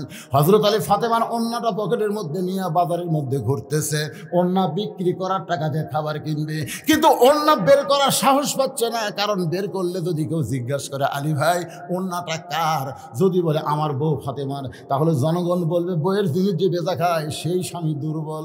আলী কি করবে? বের করবারও পারে না। এমন সময় খরিদ্দার বলতেছে আলী রে, আমার মনে হয় আপনি কিছু বিক্রি করবেন। গেল পকেটে ওন্না, আর খরিদ্দার বলতেছে কিছু বিক্রি করবেন। আলী পকেট থেকে ওন্নাটা বের করে যখন দিবার চায়, তাকায় দেখে খরিদ্দার ব্যাগ মেলে আছে, কিন্তু ওন্নার দিকে তাকায় না। যেই ব্যাগের মধ্যে ওন্না ফেলে দিল, এবার খরিদ্দার ব্যাগের মাথা ধরে আলীর হাতে 6টা দিরহাম দিয়ে বলল আলী ভাই ওন্নার দাম 6 দিরহাম দিলাম। হযরত আলী 6টা দিরহাম নিয়ে খাবার দোকানে গিয়ে বলতেছে দোকানদার, এই 6 দিরহামের যে খাবার হবে তাড়াতাড়ি খাবার টোপলা বেঁধে দাও। দোকানদার 6টা দিরহামের টোপলা বেঁধে যখন আলীর হাতে দিবার চায়, আলী যখন নিবে এমন সময় ফকির এসে বলতেছে আলী আজকে 2 দিন হলে কোনো কিছু খাওয়া যায় নাই, আলী যদি পারো আল্লাহর রাস্তায় আমাকে কিছু দান করো। হয়তো চিন্তায় পড়ে গেল, আমার হাসান হোসেনের জন্য 6 দিরহামের খাবার টোপলা হয়েছে, এখান থেকে কি দান করব? আমি বলবো বাবা ফকির তুমি মাফ করো। এই বাবা ফকির মাফ করার কথা যখনই বলতে যাবে, এমন সময় আল্লাহ বলতেছেন আম্মা সাইলা ফালা তানহার। আলী রে সায়েলকারীকে খালি খালি ফিরাস না। আলী মনে মনে চিন্তা করে 1টা টাকা ফকিরকে দিব আর 5টা দিরহামের খাবার নিব। এই মনেকে ফকিরকে যখন 1টা দিরহাম দিবার চাই, এমন সময় আল্লাহ বলে আলী ওমা তুনফিকু মিন শাইইন ফি সাবিলিল্লাহি ওয়াফা ইলাইকুম। আলী তুমি 1টা দিরহাম দিলে আমি আল্লাহ তোমাকে 10 দিরহাম দেব, 2টা দাও তোমাকে 20টা দেব, 6টা দাও আমি আল্লাহ তোমাকে সঙ্গে সঙ্গে 60 দিরহাম ফিরাইয়া দিব। হযরত আলী আল্লাহর কোরআনকে বিশ্বাস করে ফকিরকে 6টা দিরহাম দিল। ফকির হাসতে হাসতে যখন চলে যায়, দোকানদার বলতেছে আলী ভাই খাবার টোপলার খবর কি? বলে এক টোপলা দিয়ে আমার চলবে না, আমি 2 বস্তা খাবার নিব। দোকানদারকে 2 বস্তা প্যাকেট করার কথা বলে হযরত আলী বাজারের মধ্যে ঘুরতেছে, মনটা বড় খারাপ, তবে বিশ্বাস আল্লাহ দিবার চাইছে, আল্লাহ দিবে। এমন সময় একজন উটওয়ালা বলতেছে, আলী রে মনটা খারাপ করে কেন ঘুরতেছো, উটটাকে কিনবা নাকি? আলী বলতেছে 1 টাকাও পকেটে নাই, তোমার উটটা কেমনি নিব? উটওয়ালা বলতেছে, আলী ভাই 100 দিরহামে উটটা কিনো, বাকি বিক্রি করে তুমি আমার টাকা দিও। হযরত আলী 100 দিরহাম বাকি দিয়ে উটটা কিনে উটের বাজারে যেই মাত্র গেছে, একজন খরিদ্দার সালাম দে, বলে আলী রে আনা মাদিনাতুল ইলমি ওয়া আলী বাবুহা, রাসূল বলেছেন আপনি হলেন জ্ঞানের মাস্টার, উট বিক্রি করতেছেন কেন? আলী বলতেছেন ভাই কত দাম দিবা? খরিদ্দার বলতেছে দরদাম করেন না, 160 দিরহাম দিয়ে দিলাম। 160 দিরহাম বিক্রি করে উটওয়ালাকে 100 দিরহাম বাকি শোধ করেছে, আর 60টা দিরহাম দোকানে গিয়ে 2 বস্তা খাবার কান্দে করে হযরত আলী যখন ফাতেমার দরজায়, ফাতেমা দরজা বন্ধ করে দিছে, আলী বলতেছে ফাতেমা দরজা খোলো। ফাতেমা বলতেছে অন্য বিক্রি করার টাকা দিয়ে 1 টোপলা খাবার হবে, 2 বস্তা কোথায় পাইলেন? আলী বলতেছে দরজা খোলো। ফাতেমা বলতেছে অন্য বিক্রি করার টাকা দিয়ে 1 টোপলা খাবার হবে, 2 বস্তা কোথায় পাবেন? আমি দরজা খুলবো না, না খাইয়া মরবো। কিন্তু কেমনে 2 বস্তা পালেন না বলা পর্যন্ত খুলবো না। আলী ফাতেমার উপর রাগ করে 2 বস্তা কান্দে করে নবীর দরবারে, নবী মুস্কি মুস্কি হাসতেছে। আলী বলতেছে ইয়া রাসূলুল্লাহ হাসেন কেন? নবী দৌড়ে এসে কাঁধ থেকে আলীর বস্তা নামায় বলে আলী রে মনটা ভার করেছো? বলে আপনার মেয়ে বড় খারাপ, আমার জন্য দরজা খুললো না, কষ্ট করে 2 বস্তা নিয়ে আপনার কাছে আসলাম। রাসূল বলে আলী ফাতেমা যদি দরজা খুলতো তাহলে কি তুমি বলতে পারবা কোন খরিদ্দার তোমার কাছ থেকে অন্যায় কিনেছে? আলী সোন করে বলে জানি না। রাসূল বলে আলী কোন ফকির তোমার কাছ থেকে ভিক্ষা নিয়েছে? আলী তুমি কি বলতে পারো কে তোমার কাছে উট বিক্রি করলো, আবার কোন খরিদ্দার কিনলো?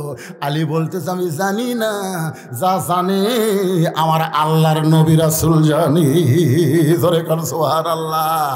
আল্লাহর বান্দারা এখানে একটা জিনিস আপনারা বুঝতে পারলেন, 1 দিরহামের বিনিময়ে কয় দিরহাম পাচ্ছে? বিশ্বাস করতে হবে, বিশ্বাসে মিলাই বস্তু, তর্কে বহুদূর। আজকে যদি 1000 টাকা দেন নবীর মাদ্রাসায়, আগামীকাল আল্লাহ আপনাকে 10,000 দিবে। হয়তো বলবেন হুরিয়ার কি মারতেছেন, কেমনে 10,000 দিবে? আগামীকাল যে আপনার একটা অ্যাক্সিডেন্ট আছে, যে অ্যাক্সিডেন্টে আপনার একটা পাও ভেঙ্গে গুঁড়ে হয়ে যাবে, সেই বিপদ থেকে আসাদকাত তারুদ্দুল বালা, আল্লাহ সব মুসিবত থেকে হেফাজত করবে। এই বিশ্বাসে নবীর মাদ্রাসায় 10,000 টাকা আপনাদের মধ্যে কেউ আছেন নগদ নাকি? এ কোরআনের মহব্বতে আল্লাহর মাদ্রাসায়, নবীর মাদ্রাসায় বিশ্বাসে মিলাই বস্তু জান্নাতের টিকিট বিক্রি হচ্ছে মাত্র 10,000 টাকা। কোন আল্লাহর বান্দা পারবেন? আছেন? 10 মাসে 10,000 দিবেন, এরকম নাম লেখা দেন। শয়তান বলবে দেশ না দেশ না, জায়গায় গেলে আল্লাহ রাসূল পাওয়া যাবে, আমরা সে জায়গায় যাবার চাই না, যেরকম চাইতে চাই না। হ্যাঁ, এই জন্য সবাই সামনে ফাঁকা বন্ধ করে আসেন, বসেন। যারা আশেপাশে গেলেন সবাই এসে বসেন।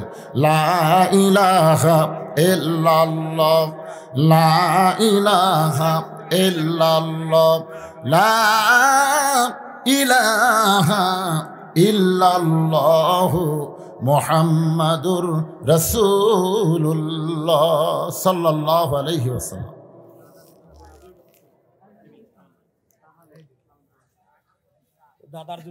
দাদার জন্য দোয়া চাই। এতক্ষণ ধরে রাতে বসে থাকলো, হঠাৎ দাদার কথা মনে হয়ে গেল।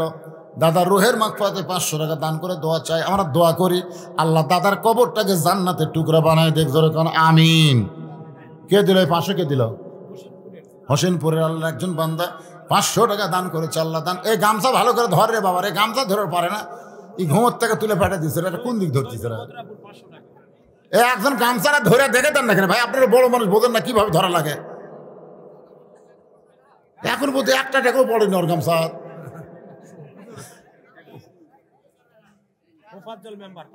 তোফাজ্জল মেম্বার 500 টাকা নগদে দান করেছে। আল্লাহ দান কবুল করেন, আল্লাহুম্মা আমিন।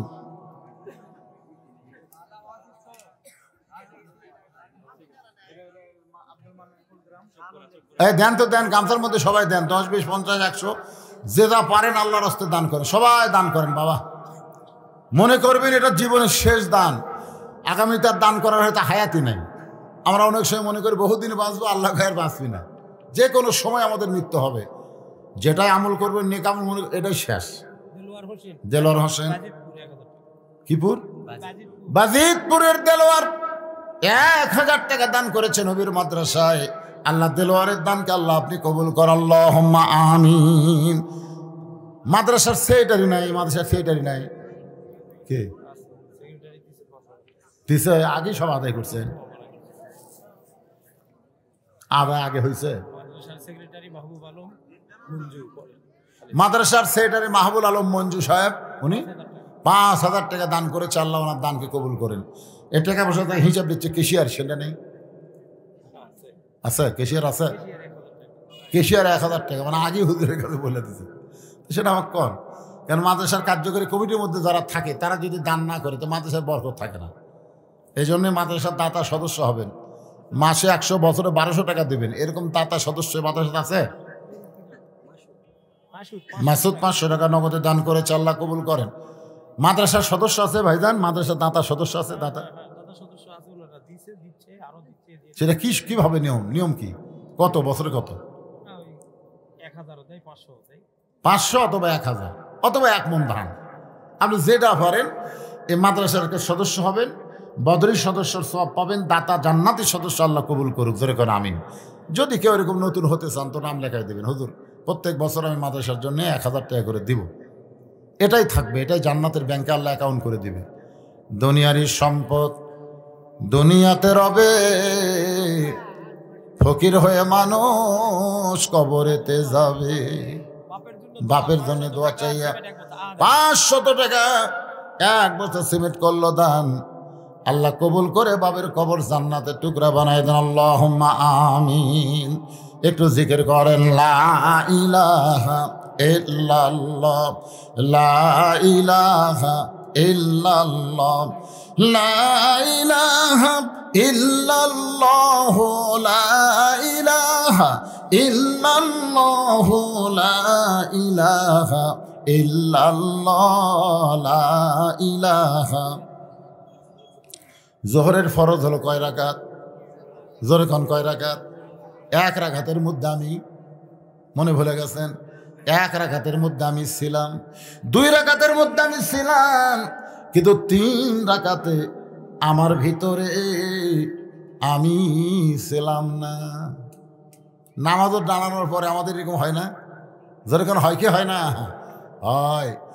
আমরা শুধু বাহিরের জিনিসটা দেখি, রুকু সাজদা কম বেশি করলে লোকমা দেয়, কিন্তু ইমাম সাহেব কি কারণে লোকমা খালো, কি কারণে লোকমা খাইছে, এইটা কোনোদিন আমরা খেয়াল করি না।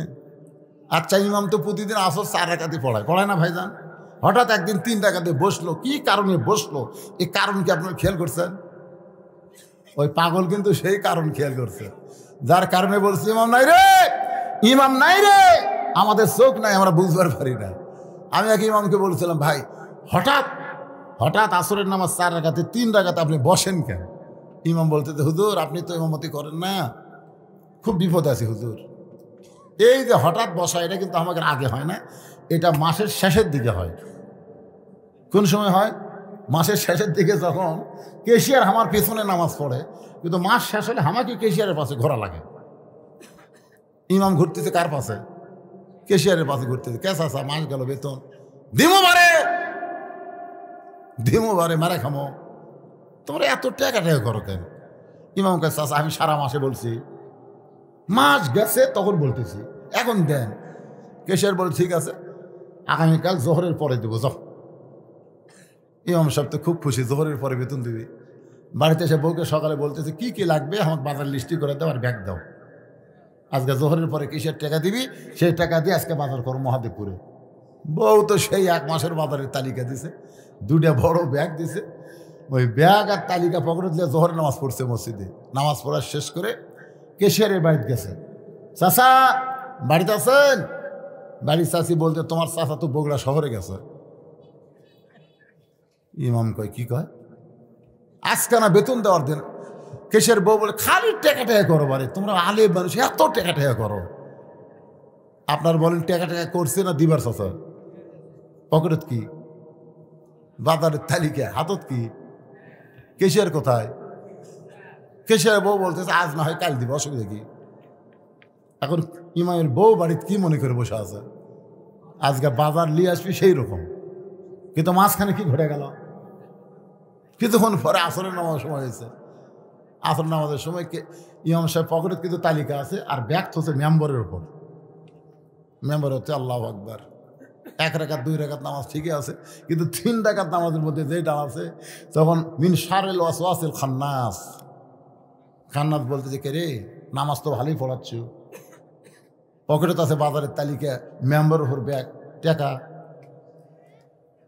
বাড়ির যদি যাস বউয়ের কাছে খালি হাতে যাবো, এটা নামাজের মধ্যে যেই খেয়াল আছে তখন ইমাম সাহেব কয় রাকাত আছে ওটার মনে নাই। মানে ওই বাজারের খেয়াল হওয়াতে কয় রাকাত আছে আর মনে নাই।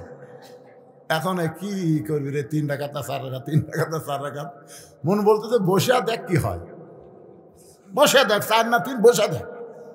3 রাকাত 4 রাকাত মনে করে 3 রাকাত যেই বসিছে ভাই, এতদিন হলে ভ্যান আলা খালি খেপে আছে লোকমা দিবি, যেরকম কি দিবি কিন্তু ভুলও হয় না, লোকমা তো হয় না।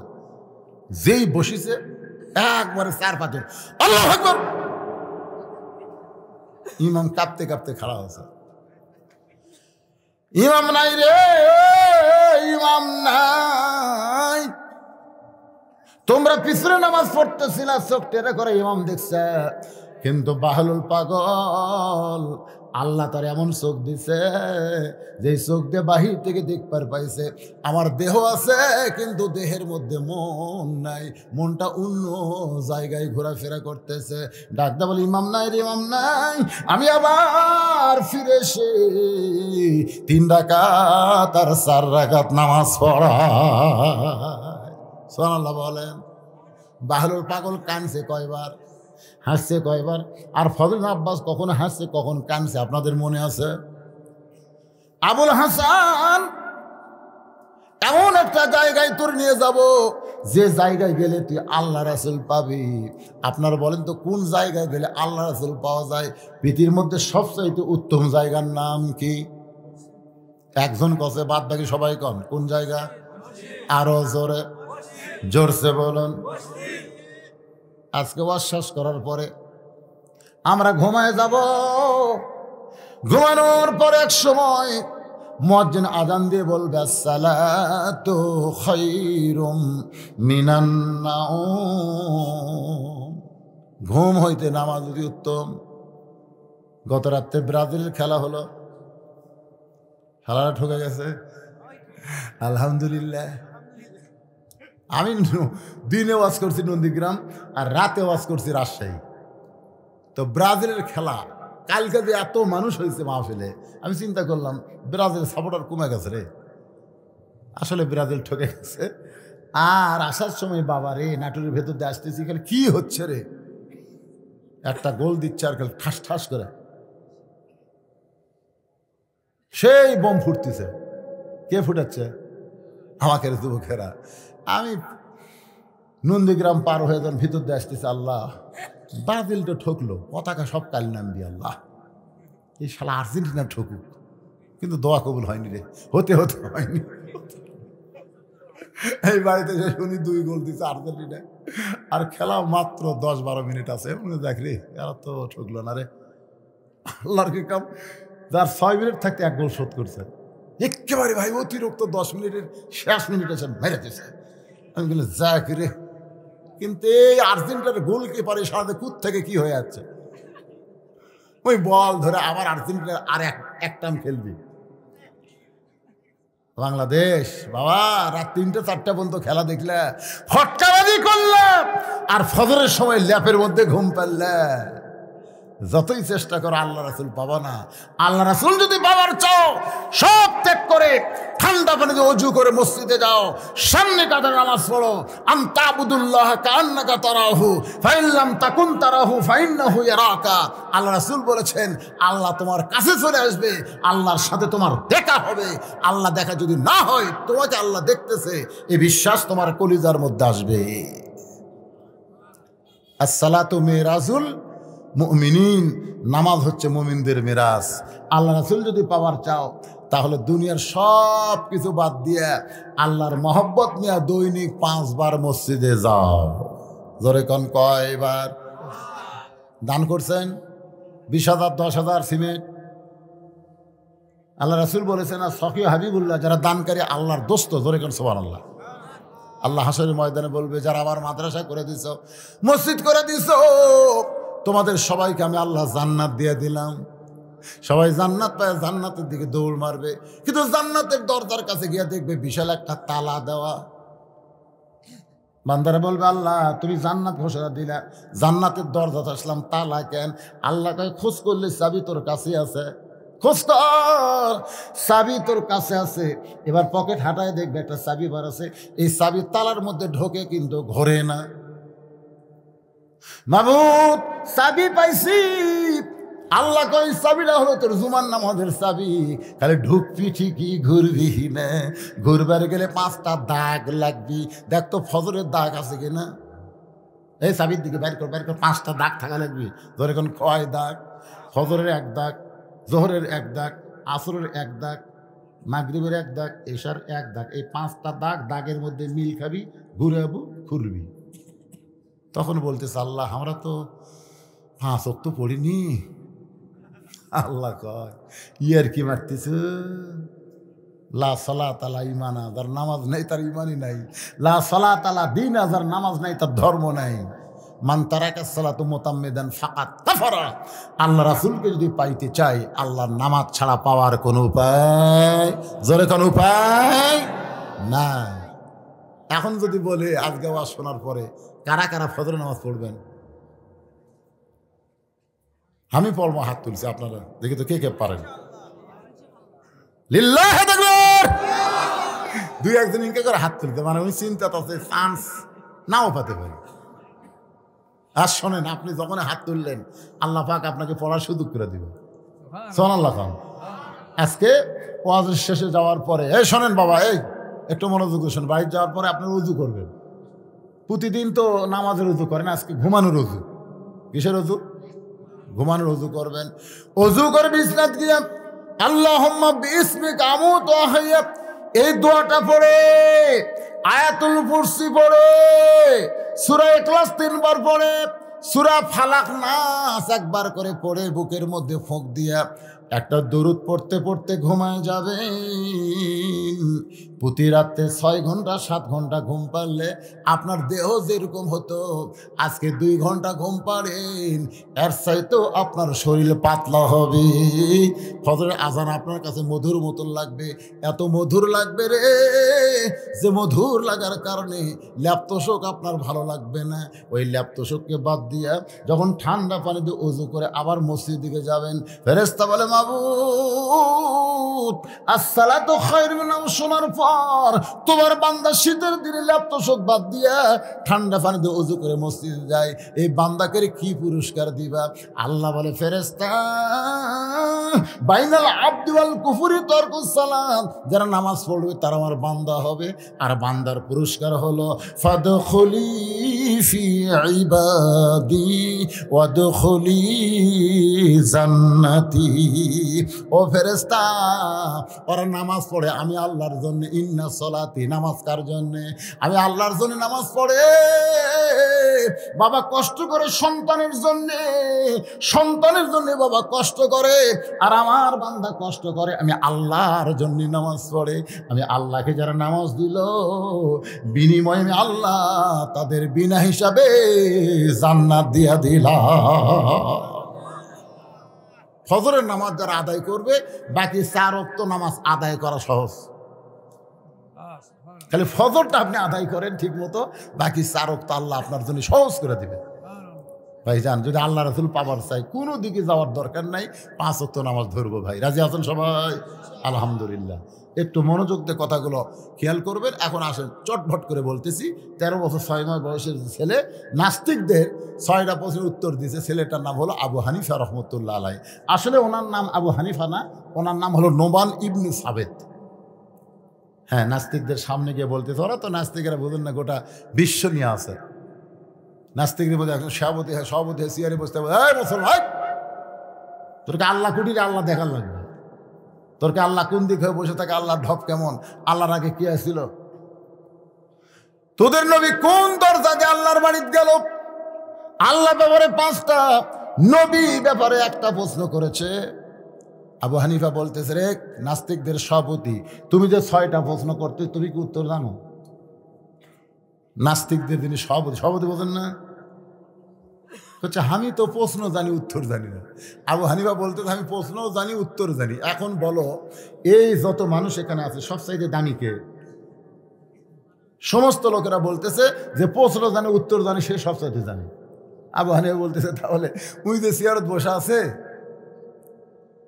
ওই খালি প্রশ্ন জানে, আর আমি উত্তরও জানি, প্রশ্ন জানি। এখন বলো চেয়ারত বসবি কে? সমস্ত লোকেরা বলতেছে যে প্রশ্ন জানে, উত্তর জানি, সেই চেয়ারত বসবে। সবাই এক বাক্যে বলতে, এই সভাপতি চেয়ার থেকে নাম, কারণ তুইও যা আমরাও তাই, তুইও প্রশ্ন জানিস, আমরাও প্রশ্ন জানি, খামাখা চেয়ার গরম করিস কেন? নাম।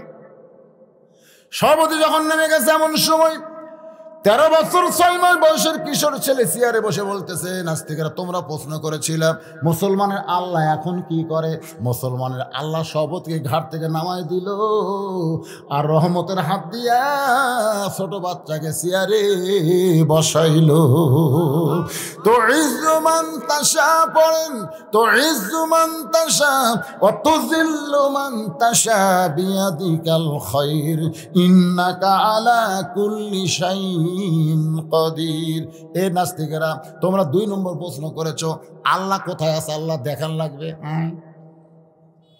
আয় আল্লাহ দেখায়, আয়। এক নাস্তিক সাহস করে আল্লাহ দেখার জন্য আসতেছে। কি দেখার জন্য? মুসা নবী কি করেছিল? রব্বি আরিনি, আল্লাহ তোমাকে দেখবার চাই। আল্লাহ কয় লান তারানি, সম্ভব না। মুসা নবীর জন্য আল্লাহ দেখা সম্ভব না, আর ওই আল্লাহ দেখবি। আয়, যে কাছে আইছে পেট বরাবর মারছে ঘুষি। নাস্তিক চিল্লাকে, আমার মারিস কেন? কান সারা বরাবর মারছে চর। নাস্তিক চিল্লাকে, আমার মারো কেন? আবু হানিফা বলতেছে, মারলে কি হয়? মারলে লাগে। মারলে তোমারা লাগে, তুমি বোঝো কেমনে? বলে আমি জীবিত মানুষ, আমি জীবিত মানুষ, সেই জন্যই বুঝি। আবু হানিফা বলতেছে, রে নাস্তিক, তুমি জীবিত মানুষ, তোমার জীবন কোথায়? তুমি কি জীবন কোনোদিন দেখছ? নাস্তিক বলতেছে, জীবন দেখা লাগে না, জীবিত মানুষ বিশ্বাস করে জীবন তার দেহের মধ্যে আছে।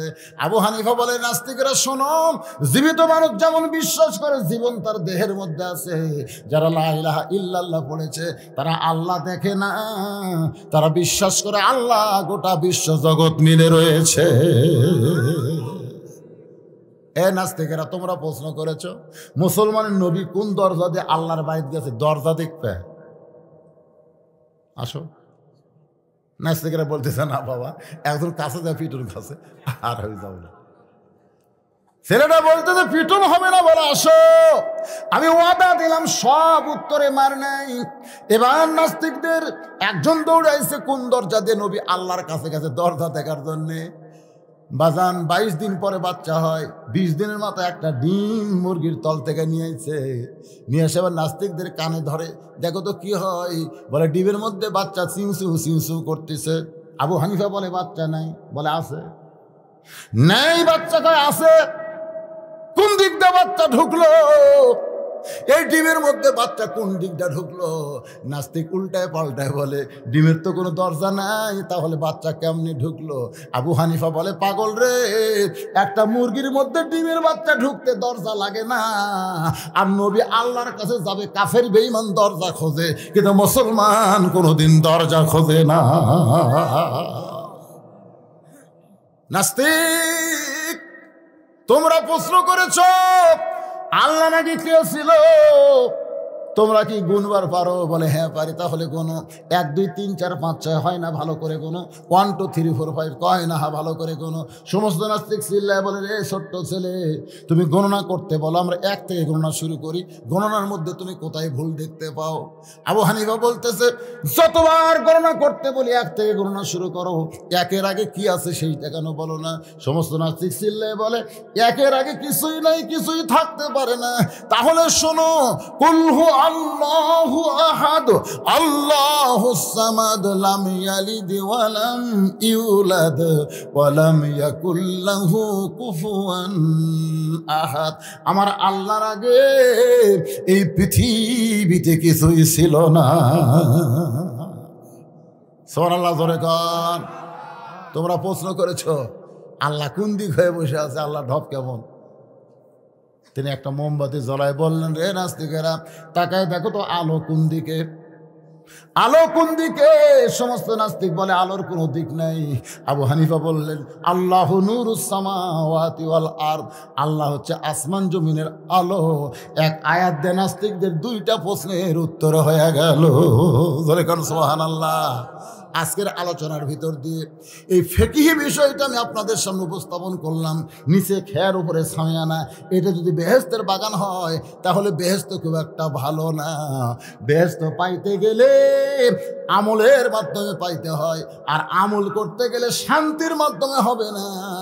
আল্লাহ বলেছেন, ওয়ালা নাবলুওয়ান্নাকুম বিশাইইম মিনাল খাউফি ওয়াল জুই ওয়া নাকসিম মিনাল আমওয়ালি ওয়াল আনফুসি ওয়াস সামারাতি ওয়া বাশশিরিস সাবিরিন।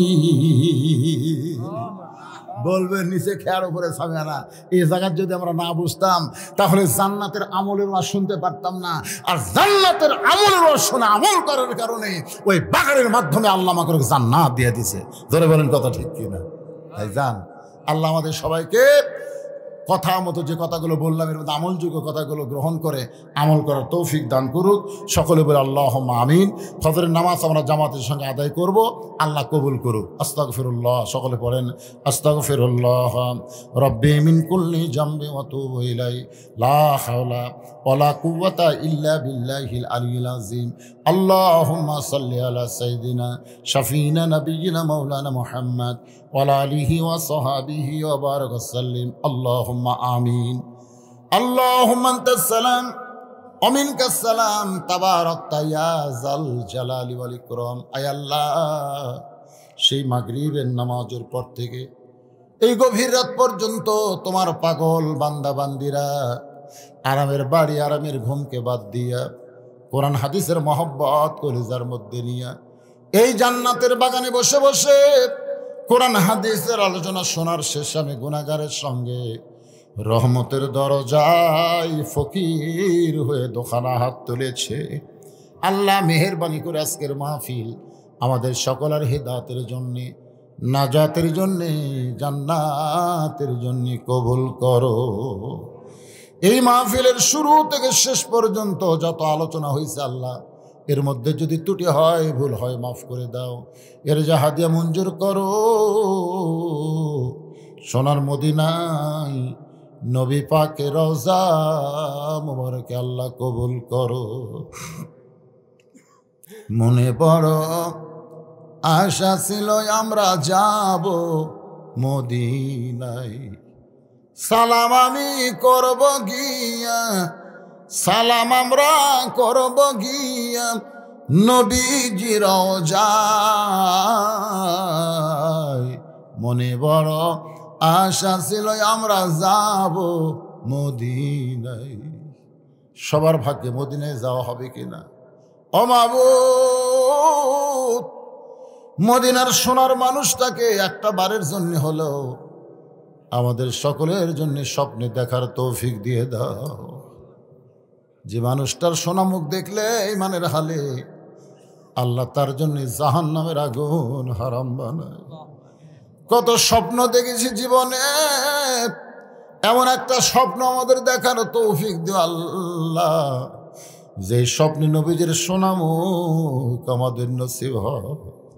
তামাম আম্বিয়া কেরাম, আসহাবে কেরাম, তাবিনী কেরাম, তাবা তাবিনী কেরাম, তামাম পৃথিবীর মাটির নিচে যত মুমিন মুমিনা আছে আল্লাহ সকলের পরে হাদিয়া কবুল করেন।